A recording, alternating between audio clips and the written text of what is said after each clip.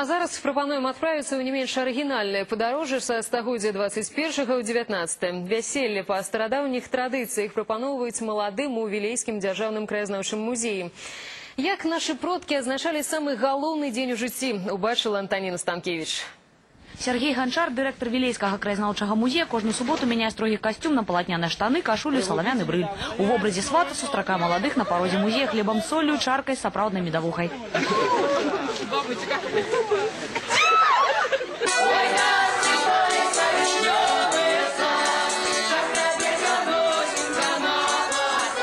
Вельмі шмат музей выезжаюць у экспедыцыі, дзе збіраеце аўтэнтычныя рэчы, записываеце фальклор і гэтак далей. І мне, як чалавеку, які займаецца гэтым на навуковай аснове, было вельмі шкада, што такім унікальным матэрыялам у асноўным могуць карыстацца толькі вузкі кола спецыялістаў. Шыкоўнаму матэрыялу не далі пакрыцца тоўстым слоем пылу на паліцах. Сабраны фольклор, абрады і традыцыі цяпер радуюць маладых з усяго района. Мы случайно увидели, и потом нам показали фотосессию, как в прошлом молодые были. Вот нам понравилось, и мы решили тоже поучаствовать в этом. Нічога забаўнага прыдумваць не прыйшлося, запэўнівае дырэктар, бо нашы продкі ўсё прыдумалі да нас. Не забыліся аніводнай дробязі. Напрыклад, абавязкова маладым на рукі завязваюць рушнікі, праходзяць яны выключна па коле сонца, ці кажучы па-сучаснаму, па гадзіннікавай стрэлцы. Гэтыя дзве свячы не проста для прыгажосці ці антуражу. Яны былі асвечаны на грамніцы, лічыліся галоўным абярэгам сям'і. Пасля вяселля іх не выкідалі, а захоўвалі каля абразоў. Падчас нянасця клалі пад парог ці ставілі на акно, і яны ахоўвалі дом ад нячыстай сілы. Ну, конечно ж, цыгане, мядзведзі і мардабоі асабліва да беларускага вяселля дачынення не маюць.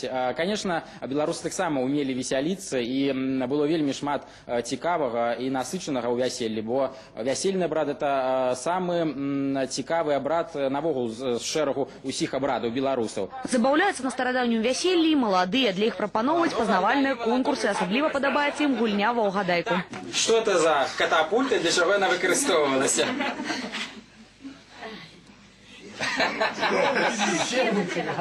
Так, добра, добра. Некаторыя кажуць спіну часаць, ці яшчэ што. Тут жа правяраць, якія з маладых атрымаюцца гаспадар і гаспадыня. Яна прасуе бялізну, ён робіць дзіркі і забівае цвікі. А вось табе тэбля або свярдзёлак рабіць дзірку цяпер. Раз можна? Можна, конечно. Увесь абрад займае хвілін 40-50 і каштуе ўзімку ўсяго 150 тысяч рублёў. Папулярнасць для невялікага района шалёная. Кожны тыдзень 4-5 пар вяртаюцца ў мінулае. Антаніна Станкевіч, Віктор Барысаў, агентство Теленавін. Беларусь 1. І продовжить народную тему самые приемные новины из жыцця жыхароў гостей столицы. Праздником готовлюсь, поэтому вся в предвкушении, подарки покупаю. Учеба в хорошем университете, активное занятие спортом, как обычно, ну и встречи с друзьями, я думаю. Меня очень порадовало хорошие оценки. Посмотрели на библиотеке обзорную площадку. В воздухе уже, как говорится, с весной приходит и любовь, и радость. Далее в эфире «Беларусь-1» фильм с цикла «Земля белорусская, нараўлянская быль». Приемного працягу выходных и до сустрэчы.